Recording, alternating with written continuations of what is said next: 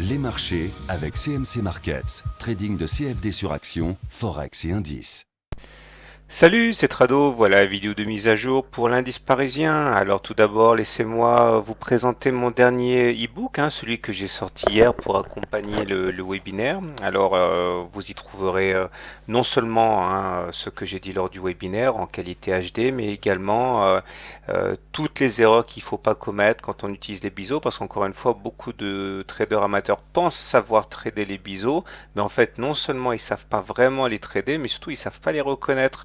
Donc, si vous voulez en savoir plus, n'hésitez pas, procurez-vous le dernier e-book, il est là, et vous aurez donc des exemples, des trucs perso, enfin bon, plein de choses qui vont parfaire votre quête de connaissances en matière d'analyse technique et de trading. Voilà, revenons à notre histoire de cas, car plusieurs choses à dire. Tout d'abord, on m'a dit Trado, t'as oublié une tasse à séquence là, mais en fait, c'est pas une tasse à séquence. Regardez, là, quand vous avez cette espèce de figure avec un double top complet, enfin un double bottom complètement déséquilibré, certains disent que c'est une tasse à séquence. Alors, en vérité, non.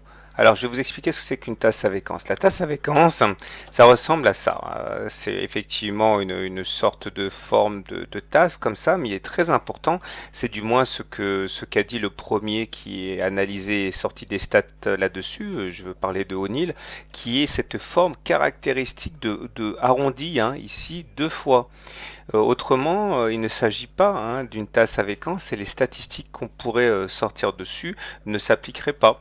Alors, il y a généralement ce qu'on appelle ici une ligne d'eau, où on peut éventuellement parler de ligne d'épaule, mais dans ce cas, c'est pas vraiment une ligne d'épaule.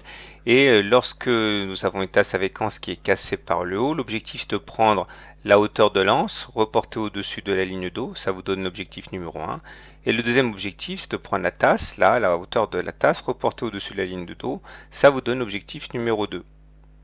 Et c'est une figure qui fonctionne assez bien, mais il faut savoir donc que selon les grands spécialistes de la figure, pour qu'on ait une bonne chance de réussite, il faut que cette tasse à séquence se manifeste suite à une hausse de 30%.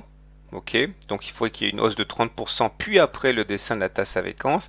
Et puis il faut surtout qu'il y ait cette forme tout à fait typique de la tasse à séquence. Alors, si on revient à notre figure ici, vous voyez que ça ressemble plus à un V qui a une forme arrondie, et puis surtout il n'y a pas eu de hausse de 30% avant, donc c'est pas pour ça qu'on n'aura pas une hausse, mais si on a une hausse, je pense que ce sera plutôt le résultat du fanion qu'on a déjà ici représenté.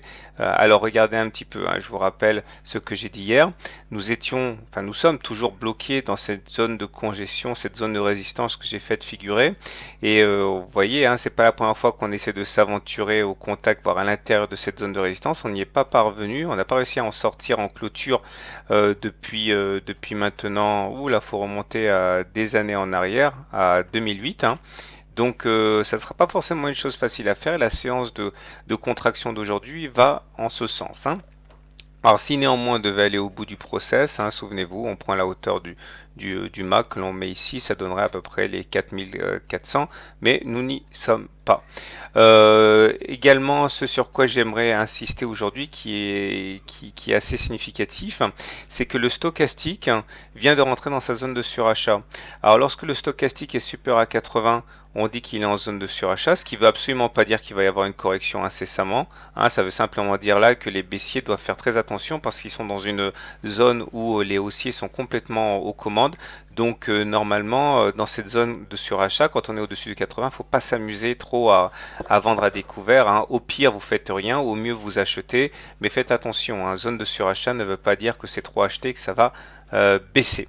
J'aimerais insister également sur la présence d'une double divergence baissière sur le stochastique et sur le momentum, puisque comme vous pouvez le voir, on a fait un plus haut sur les cours ici, mais on n'a pas fait de plus haut sur le stochastique ni sur le momentum. Ça ne suffit pas en tant que tel à shorter, mais c'est une alerte pour ceux qui voudraient acheter maintenant.